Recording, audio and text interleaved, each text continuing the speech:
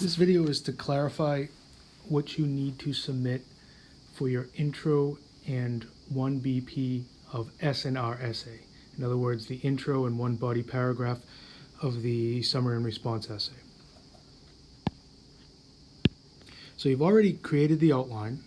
Now basically what you're doing for that assignment is just submitting the first two paragraphs that correspond with the intro part of the outline and the body paragraph 1 part.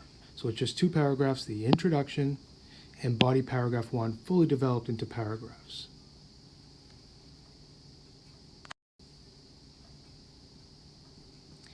And you can see what this looks like on a different sample than the one we went over.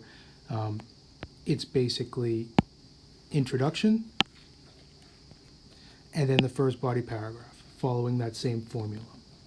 So you have, for instance, in the introduction, you have a summary of the article that's being responded to. And then you have the student thesis, the response thesis, or the response central claim.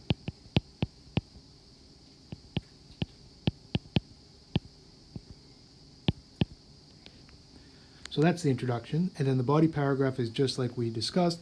You pick out one of those subclaims, which is here from the original article,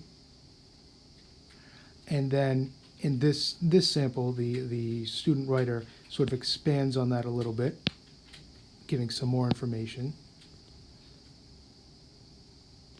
And then you have to have your response. So I agree, I disagree, whatever the case may be, and then evidence to support that, which is what you see in this sample here. So those are the only things we need for the upcoming submission, just the first paragraph, which is the introduction, and then the first body paragraph. So 2 paragraphs submitted for that one.